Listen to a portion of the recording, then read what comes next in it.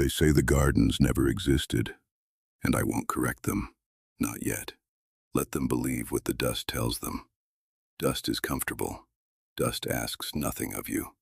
But I have stood where the vines fell like green waterfalls over the edge of the world. I have pressed my palm against stone that wept cold water in the hottest afternoon this earth has ever endured. I have smelled jasmine so thick it felt like drowning, and I have wept, a king weeping, in the center of it all. So let the story carry you. Drive if you must drive. Rest if you must rest. I will speak slowly. I have no reason to rush now. My name has been carved in 10,000 bricks and buried under 10,000 more. But in this hour I am simply the man who dreamed too large, and the man who nearly destroyed everything trying to make that dream real. Let me tell you what no stone inscription will ever confess. I was not a lonely man. I was surrounded by thousands, advisors, soldiers, priests, women with painted eyes who watched me the way you watch a fire, waiting to see which direction it moves before you step closer. I was the most accompanied man alive, and yet, there are silences that a crowd cannot fill. You must understand what Babylon is. Even in ruin, she is extraordinary. Stand at the edge of the ziggurat and look outward and you will see, flat, burning, endless, the plain of the world stretching to the horizon like a golden wound, beautiful, terrifying. But there is no shade in a desert kingdom, no soft place to rest your eyes. Everything is edge and sun and the shimmer of heat that makes the horizon look like it is melting. I had grown up in this. I had learned to walk in it, command men in it, rule in it. But my wife had not. Her name I will not speak here. Some things are kept private even in confession. She came from a land of mountains, a land so different from mine it might have been invented by a poet who had run out of ideas for flatness. She came from a place where the hills were green, where the air was thin and cool and tasted of pine and stone-fed rivers. She came to Babylon as a queen, as an alliance, as a gift wrapped in politics. She was graceful, she was composed. She held herself with the posture of a woman who has learned that survival requires perfect stillness while the world reads your face. But at night, when she thought no one was watching, I saw her stand at the window and look north. Not at anything, just north, the direction of home. Water is memory. I was a builder. It is what I did. I had built walls, temples, roads so wide that 20 men could walk side by side without touching shoulders. I had carved my name into brick before the clay dried, so that even the ground beneath my city knew who had made it. But I had never built anything for someone who was homesick. I had never asked, what does longing look like, made solid? And here is what I will admit freely, without armor. I was also building for myself.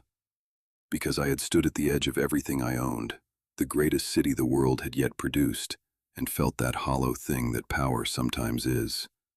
You can own a horizon. You cannot fill it. I wanted something that would grow and breathe and demand water every single day. Proof that something in my kingdom was not made of stone and silence. A kingdom is built from thirst. So one night I called no advisors. I lit no official lamps. I sat alone with a clay tablet and a reed stylus and began to draw something that did not yet have a name. Terraces, rising, green upon green upon green. A mountain built by human hands, draped in every living thing I could imagine. A dream pressed into architecture. But dreams pressed into architecture require silver, and silver requires a council. And that is where everything nearly ended before it began. His name was Nabu-bel-Shumati, chief of the royal council, a man who had served my father, survived my father's death, and positioned himself so carefully through the transition of power that removing him would have been more dangerous than keeping him. He was not a stupid man. I want to be precise about that. Stupid men are manageable. Nabu-bel-Shumati was exceptionally intelligent, which made him exceptionally dangerous, which made the conversation that followed one of the most difficult of my reign. I presented the plans in the council chamber. The full table, 12 men, the oldest power in Babylon, gathered beneath oil lamps that had been burning since before most of them could walk. I placed the clay tablet with my initial drawings at the center of the table. I described the vision, the terraces, the water system, the gardens rising above the plain. I spoke clearly, without hesitation, because I had learned that kings who hesitate invite the room to fill the silence with its own agenda. When I finished, Nabu-bel-Shumadi said nothing for a long moment. Then he said, and his pleasantness was always the warning signal, the softness before the blade. My lord, the eastern granaries are below the third-year average. The irrigation channels north of the third canal need major repair. 2 frontier garrisons have requested reinforcements. He looked at the drawing. This garden, as described, would cost more than the temple restoration of the previous decade. I said, I know the costs. He said, then you also know, my lord, that silver spent on stone terraces and exotic plants is silver not spent on grain reserves. You know that a famine in the eastern provinces, while the court is building pleasure gardens for the queen, he let that phrase settle carefully, creates a particular kind of story that our enemies will tell very loudly. The room was very still. He had done it efficiently. He had placed the garden in opposition to the people. He had made it a question of loyalty. Whose king are you? Every man at that table was watching me, not to see if I was angry, to see if he was right. I did not raise my voice. I learned long ago that a raised voice in a council chamber is an admission that your argument has run out of weight. Instead, I said, so that every man could hear it, the eastern granaries will receive their full allocation. The irrigation repairs will begin in the spring as scheduled.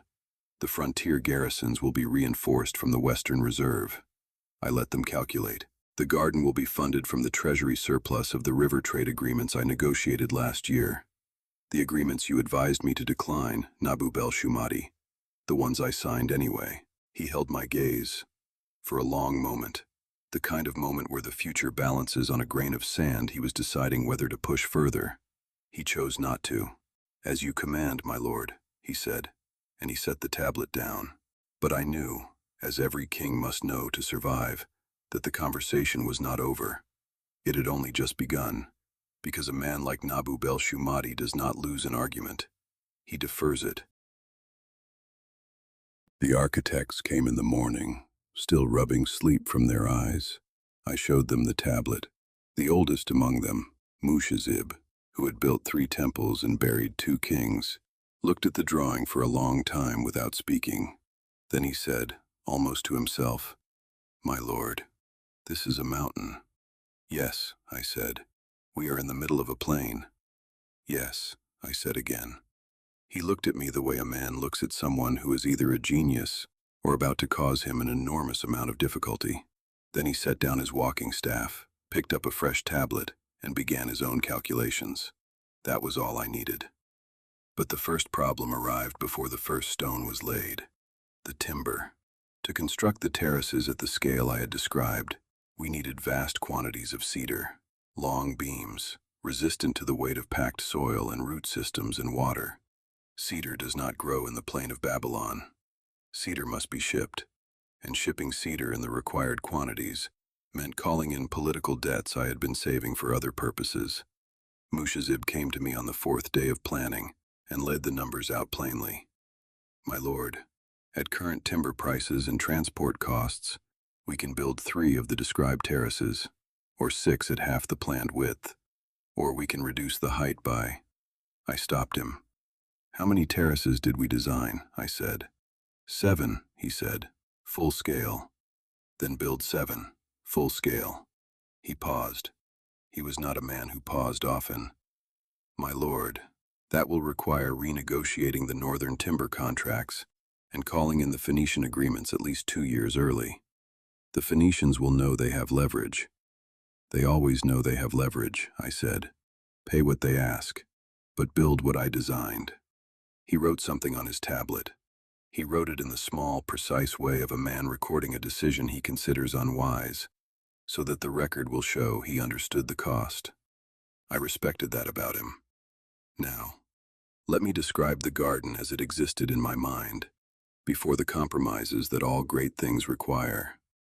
Imagine a structure rising in steps, like a staircase built for those with longer legs than us.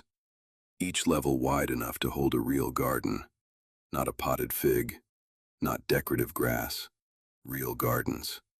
Gardens with trees whose roots went deep into engineered soil, dark river soil, sand, crushed charcoal, and rotted organic matter that smelled rich and ancient.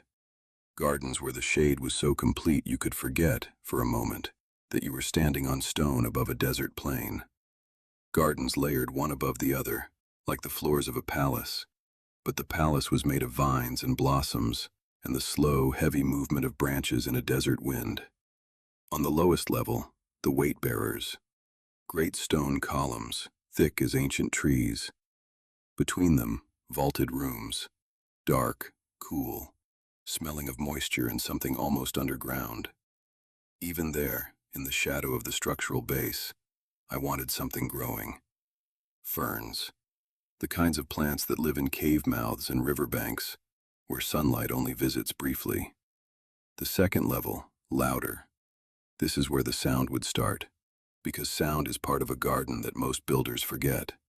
Water falling from basin to basin, leaves whispering against each other. Birds. I insisted on birds. My chief gardener, a woman who had spent 30 years cultivating the royal courtyards, looked at me when I said birds and simply nodded, with the expression of someone who had already been planning for birds. "We'll need doves," she said, "and the small green ones from the eastern marshes, and something louder for the upper terraces. Sound carries differently at height." I gave her complete authority over every living thing in the structure. She seemed for a moment more powerful than any general I had ever appointed. She was right to. But here is where the second problem announced itself. The plants I wanted, the jasmine, the lotus, the specific varieties of shade fern that my queen had described in rare, unguarded moments of homesickness. Many of them did not exist in Babylon's markets. They had to be sourced, traded for, sent for across distances that made the timber negotiations look simple. My gardener produced a list that covered 3 tablets. Species from the mountains of the north, flowering vines from the river delta regions to the south, specific rootstock from traders who dealt in rare botanical material, and who, when they realized the scale of what I needed, immediately doubled their prices. Nabub el-Shumati heard about the botanical purchases within a week. He appeared in my chamber unannounced, which was, in itself, a signal, and placed one of the purchase records on my table. "Rare orchids from the eastern highlands," he read. "My lord, there is talk." "There is always talk," I said. "This talk has a particular shape," he said. "It says the king impoverishes his treasury to decorate a pleasure garden while the eastern roads crumble. It says the king serves the queen's nostalgia while his own people serve under the open sun." He paused. "I do not say this is true. I say this is the story that is forming. And stories, my lord, have a way of becoming true whether they begin that way or not." I looked at him for a long moment. "Close the door," I said. He did. "Nabub el-Shumati, I hear the concern in what you say, and I hear the calculation behind it. You are not wrong that this project generates political risk, but you are wrong if you believe I have not accounted for it. This garden, when complete, will be seen from every corner of this city. Every person who has ever doubted what Babylon can achieve will look up at it and have their answer. That is not vanity. That is governance." He considered this. Then, "And if it fails, my lord?" It was the first time he had asked the question directly, and for a moment, just a moment, I felt the weight of it land on me in a way I had not allowed it to before. "Then we will deal with failure," I said. "But we will not stop." What I did not know, standing in that room, is that failure was already making its way toward us. Not through politics, not through the council, but through the stone itself. Now, the upper terraces. At the very summit, accessible by a ramp wide enough for 2 people to walk side by side, was an open platform. No roof, just sky. And from this platform, the vines fell, not climbing upward, falling down, planted at the summit in deep beds of prepared earth, trained to descend along the outer face of each terrace. When you stood below and looked up, you did not see stone. You saw green. Curtains of green, moving, breathing, alive against the sky. In the early morning light, they caught the sun and seemed to glow, amber at the edges, deep emerald at the center. In the late afternoon, they cast long shadows that cooled the stone of the lower levels noticeably. The flowers, jasmine, because its smell carries and announces itself before you see it. Lotus blooms in the shallow water basins at each level. Sweet marjoram planted along every walking path, so that movement through the garden released fragrance. Every step would smell of something. Date palms anchored into the upper tiers, their crowns visible from the city below. A signal, a landmark, a thing that said, here, against all logic, something grows. Inside those terraces, in the deep shade of heavy leaves, time moved differently. The city outside was relentless. Babylon was always loud. Markets, foundries, river traffic, the endless management of empire.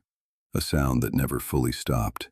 But inside the garden, 3 or 4 terraces up, standing in the shadow of a date palm, while a small green bird moved through the canopy above the city disappeared. Not silenced, not erased, just suspended, as if the garden had its own relationship with time. A slower one, the kind of time that trees understand. My queen visited the construction site twice during this early phase. The first time she said nothing. She walked the perimeter. She looked up at the stone skeleton rising against the sky. She pressed one hand flat against a column and stood with her eyes closed. The second visit was different. She walked with me through the site, just the two of us. At one point she stopped where the gardeners had begun planting the shade-loving ground cover. She knelt, pressed her fingers into the dark soil, and said, very quietly, not looking at me, "You remembered. 2 words. I have carried them since. Water is memory." But 3 days after that visit, before the feeling of those 2 words had fully settled, the second terrace began to crack. It happened just before the 3rd watch. Not a full collapse, let me be precise. If it had been a full collapse, this would be a different story, a shorter one, and darker. But the eastern face of the second terrace, the section we had poured first, eager to prove speed, developed a fracture line, a crack that ran from the outer edge inward, nearly a full arm's length, in a section where we had built the planted bed directly against the outer stone face, without adequate drainage space between. The water had found the weakness. Of course it had. Water always finds the weakness. I was woken by Mushazib himself, not a servant, him personally, which told me everything I needed to know about the seriousness before he said a word. We went to the site by lamplight. The crack was visible even in the dark, a dark line in pale stone, running at an angle that Mushazib's experienced eye immediately read as structural, not cosmetic. He knelt beside it. He ran his fingers along the edge. He pressed his palm against the stone on each side, feeling temperature differential, feeling whether the sections had already shifted relative to each other. He stood. He said, "My lord, if we do not address this before the rainy season adds moisture pressure, this section fails. And when this section fails, it will compromise the 3rd terrace above it." I said, "How long to repair?" "If we start immediately, redirect every available mason, and work day and night shifts, 8 weeks, perhaps 10. We don't have 10 weeks. The delegation arrives before the season ends." "I know," he said. There was a ticking deadline. It had been in place since the beginning, but I had chosen not to let it govern every decision. A diplomatic delegation was arriving before the season's end. Representatives from kingdoms that Babylon was working to bring into its sphere of alliance. I had intended the garden to be complete, or close enough to complete, to serve as its own argument for Babylonian greatness. A cracked terrace would argue for something different. I stood in the lamplight looking at the fracture, and I made the first of the decisions that I carry with me still. I said, "Pull the workers from the northern wall extension, all of them. Reassign them here." Mushazib was quiet. "The northern wall extension is a defensive. I know what it is. If news reaches the frontier garrisons that we've halted the wall work, then it will be managed. Pull the workers." He wrote it down. in his small, precise way. Nabu Bel-Shumati found out within 3 days. He appeared in my chamber again and said, very calmly, very pleasantly, "My lord, the northern wall extension has stopped. The engineers report they have been redirected." "Yes," I said. "May I ask to what?" "The garden terrace repair," I said. The silence that followed was the loudest silence in my memory. Then he said, "My lord, you have halted a defensive fortification to repair a garden terrace." "Temporarily," I said. "There is a particular kind of weakness," he said, choosing each word as if setting it into stone, "that our enemies call an invitation." I looked at him, and I said something I have thought about many times since. I said, "Nabu Bel-Shumati, you are either loyal to this project, or you are working against it. I need to know which, because a man who works against it from inside this council is more dangerous to me than any enemy on a frontier." It was the closest I ever came to a direct threat between us. He understood it completely. He bowed, he left, and the repair began.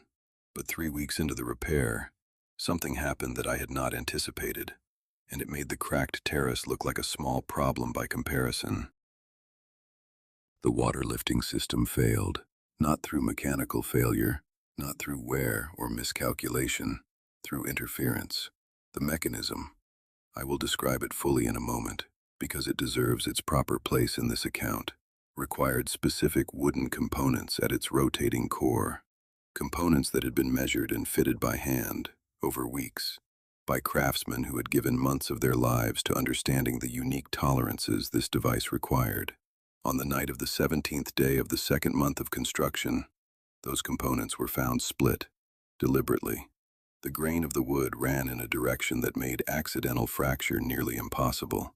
Someone had applied force in exactly the right place, at exactly the right angle, to cause failure that looked like it might be natural, but wasn't. My head of the night shift, a man named Kuduru, steady and observant, brought me the evidence before dawn. He laid the broken component on my table and showed me, with 2 fingers, where the force had been applied. He said, "My lord, this was done by someone who understood the mechanism, which meant it was done by someone on the inside, which meant it was done by someone I trusted." I want to be honest about what that knowledge did to me. I had been operating on the assumption that the opposition to the garden lived in the council chamber, that it was political, spoken through formal objection and strategic delay. I had not fully reckoned with the possibility that opposition would come through the workers, through the structure itself. And with that recognition came something I am not proud of: suspicion.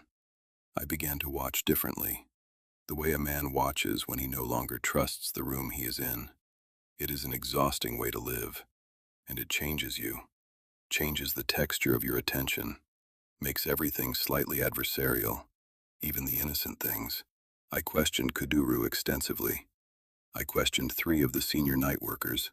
I expanded the investigation wider than was probably warranted, and I am certain that some of the men questioned had nothing to do with it, and still carry the memory of being suspected. That is one of my specific regrets. The investigation found no definitive answer. What it found was a pattern of small inconveniences, a missing tool here, a delayed supply there that had been happening for weeks without being recognized as a pattern. Someone was applying quiet, persistent pressure, not enough to stop the project, enough to slow it, enough to create opportunities for natural failure to be blamed. If I named the culprit, I would have to name the empire that made him. I called Nabu Bel-Shumati. I asked him directly. He denied it with the smooth confidence of a man who either had nothing to do with it or had covered his involvement completely. I could not tell which. To this day, I cannot tell which. And here is the detail that haunts me most about that period. I chose not to pursue the investigation to its end. I had the means. I had the authority. I could have dug until I found the answer. But digging that deep, in a council that full of layered loyalties and competing interests, would have destabilized things I needed stable, would have forced confrontations I was not ready to manage simultaneously. So I chose to let it rest, unresolved, and I doubled the night watch. and I had the replacement components made with a small, hidden marking, so that if they were tampered with again, I would know immediately. They were not tampered with again. Whether that was because I had solved the problem, or because the problem had achieved what it was meant to achieve, I still don't know. What I do know is that an unsolved mystery inside a great project is like a crack in stone. You can waterproof around it, but it never fully goes away. Now let me tell you about the water, properly, because after everything I've described, the council, the crack, the suspicion, the water is where the miracle actually lived. The Euphrates was not far. Babylon had always known how to use the river, irrigation channels, centuries old, feeding the agricultural plains around us. We were not ignorant of water management, but to lift water continuously upward, against its own nature, against gravity, against the sun that would consume it to the top of a structure that rose higher than most buildings in the city, that was something else. The solution came not from my chief engineers, but from a man named Bel Ibni, a laborer, not a designer, somewhere in his middle years, weathered, all sinew and sun-darkened skin, with the stillness that comes from years of repetitive, meditative outdoor work. He had spent his life operating water screws in the irrigation fields east of the city. He came to the planning chambers, not to seek a position, just to offer a thought. He said, "My lord, at the irrigation fields, we use a screw mechanism to lift water from lower channels to higher ones. I believe this mechanism can be made vertical, and then vertical again, at each level." My chief engineer said, "We have considered screws. The concern is the labor required to operate them continuously." And Bel Ibni said calmly, "Then operate them in shifts, day and night. The garden does not sleep. The water cannot sleep." He was right, but it was not easy. I will not tell you it was easy. The first attempt at a vertical screw mechanism ceased after 6 days and required complete disassembly. The problem was tolerance. The spiral inside the cylinder had to be fitted with a precision we had not yet achieved at the required scale. The craftsman rebuilt it. The second attempt ran for 12 days before the cylinder warped under heat expansion and lost its seal. Mushazib came to me after the second failure and said, carefully, "My lord, we may need to reconsider the design approach." I asked him, "Can it be done?"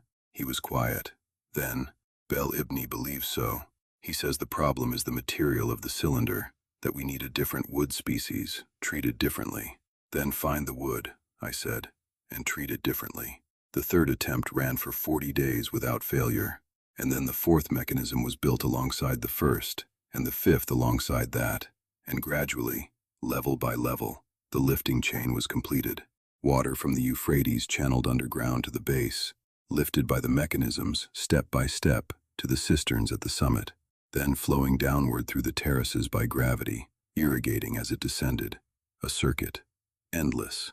When the water first reached the summit, when the cisterns filled for the first time, and water began its descent through the channel system, appearing at each terrace in sequence, I was there. Mushazib was there. The gardener was there. Bel Ibni stood at the back. No ceremony, just a group of exhausted, dust-covered people standing very still, watching water flow where water had no business being. The young engineer, barely 20, watched the water reach the lowest planted terrace and sink into the dark, prepared soil. He exhaled very slowly, then pressed his hands over his face, not weeping, not exactly, just overwhelmed. The way you are when something you believed in despite all logic turns out to be real. News of the sabotage traveled faster than water, not in official proclamations, in whispers, in the market, in the barracks, in the corridors where men listen for weakness the way hunters listen for breath. Nabu Bel-Shumadi came to me with a proposal that was shaped like caution and sharpened like a blade. "A pause," he said, "a public pause, a show of control," and I heard what he did not say. "The king is losing his grip." I said, "There will be no pause." He smiled, almost imperceptibly, as if I had confirmed something he already believed. But there was still one more confrontation waiting, the one I had not anticipated, the one that cost more than any council argument or cracked stone. The night workers. Let me tell you about them properly. I visited twice in the deep hours, once at the second watch, once just before the first gray light of morning. Both times I came without announcement, just myself and two trusted men. Not a royal visit, an observation. What I saw in that lamplight. There is something about labor in the dark that is different from labor in the day. Daytime work is visible, measured. Workers know they are being seen. At night, by lamplight, in the rhythm of the water mechanisms turning and turning, the workers became something else. They moved with the economy of people doing something they have done 10,000 times. No wasted motion. Shifts changing with a quiet nod, one man stepping away as another stepped into the same position, the rhythm never breaking. Some hummed, low, repetitive, almost toneless, the kind of sound that helps the body find its rhythm in darkness. I watched them for a long time, and I noticed one man. He was perhaps 50 years old. He was working the mechanism on the third level, one of the most physically demanding positions, requiring sustained upper body force through long stretches of the shift. His hands on the handle were wrapped in cloth against the friction. His face was the face of someone who has moved past effort into something beyond it. Not suffering exactly, a kind of inhabited endurance. He did not know I was there. He worked. He breathed. He was present in his body in a way that I, who spent my days making decisions at the remove of advisors and documents and abstractions, rarely was in mine. At the shift change, he stepped away from the mechanism and sat against the wall and drank water from a clay cup. He looked at his wrapped hands. He stretched his fingers slowly, methodically, the way you stretch something that has been under sustained strain. Then he looked up. He saw me. For a moment, neither of us moved. Then he began to rise. The automatic response to seeing a king unexpectedly, the body moving before the mind has decided how to respond. I held out my hand. Stay. He looked uncertain. I sat down, and I realized, telling this, that a king sitting beside a night worker on a stone floor was not a small thing in the world I inhabited. But I did it without thinking. It felt like the only correct thing. I said, "How long have you worked this shift?" He said, "Since the 4th month, my lord." 4 months. Every night. The turning of that mechanism. I said, "And before?" He said, "The fields, my lord. Eastern irrigation." He was not compelled. He had come because the pay was better, because the work, though hard, was in the city, rather than under the open sky of the eastern plain, and because, he said this with a slight hesitation, not sure how it would be received, because he had heard what was being built, and he had wanted, in some way he could not fully articulate, to be part of it. I have thought about that man many times.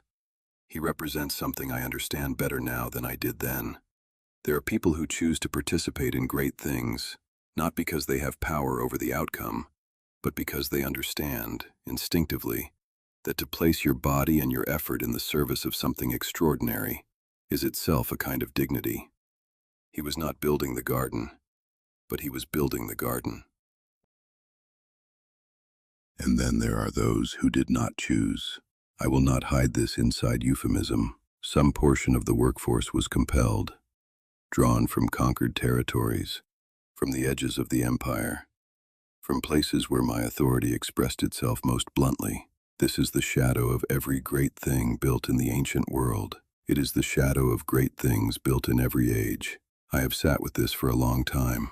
I have told myself what powerful men tell themselves, that the work provided structure, that the scale justified the means, that what was built outlasted the discomfort of its making.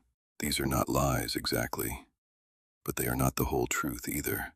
The whole truth is that I wanted the thing badly enough that I did not look closely at certain questions.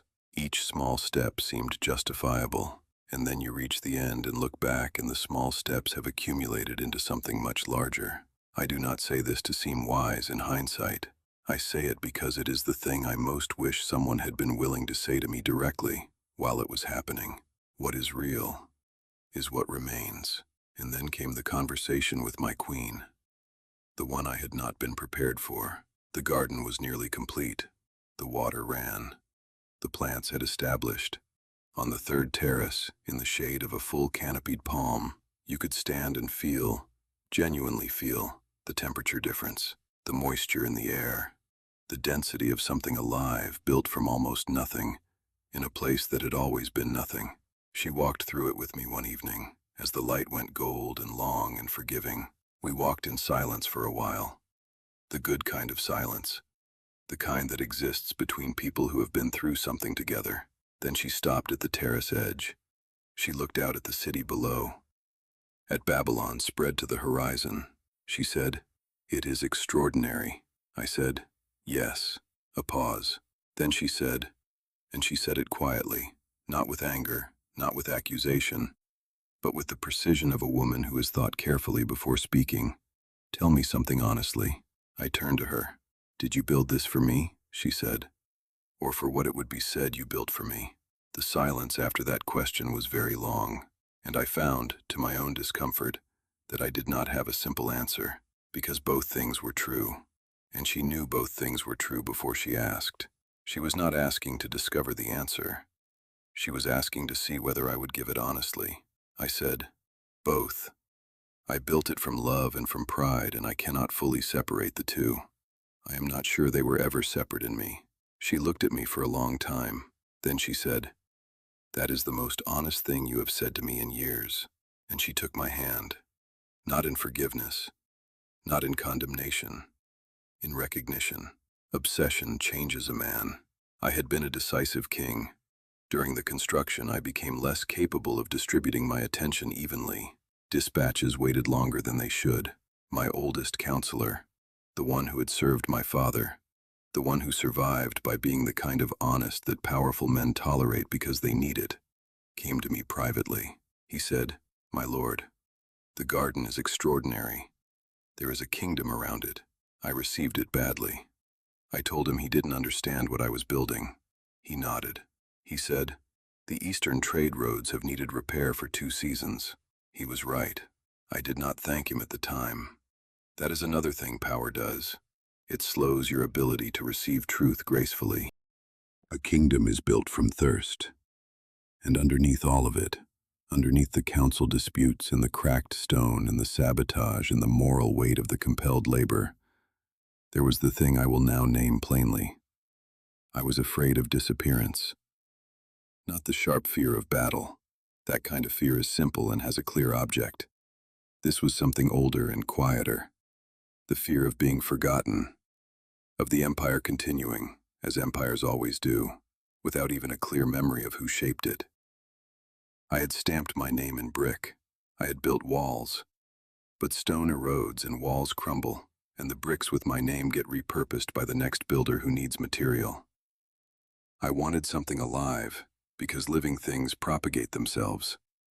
A tree from the garden could seed another tree, and in the theory of the desperate and the sleepless, some fragment of the garden could persist indefinitely, as if life were a better material than stone for carrying forward the memory of a man.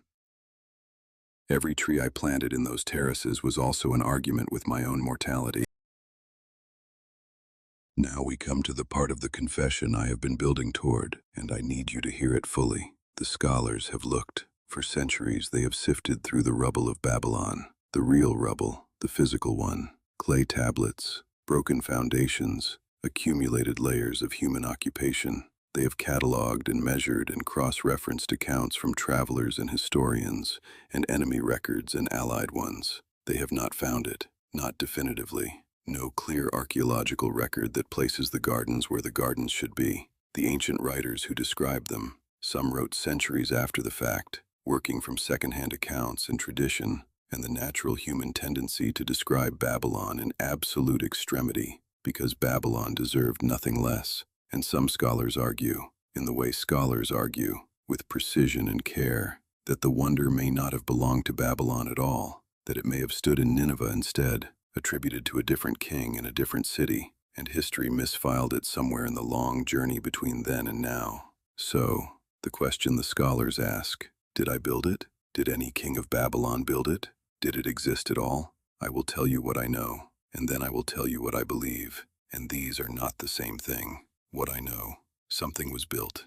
Great terraced structures existed in the ancient world. Water-lifting mechanisms existed. The technical elements of this story are not impossible, not even close to impossible. The engineering challenges were significant but solvable, as I have described. What I know, the longing was real, the love for a woman from a greener land, whether it was me or another king who came before or after. That longing is real. That motive is real. It is the most human motive imaginable. I want to give you what you miss, what I believe. Maybe the gardens were built magnificently, and the record was lost. Records are lost with terrifying regularity. Fire, flood, the deliberate destruction of monuments after a dynasty falls. These are efficient erasers. Maybe the gardens were built, and built less magnificently than legend recorded, and the myth inflated the reality until the inflated version is the one that survived. This happens constantly. The gap between what was and what is remembered grows with every retelling.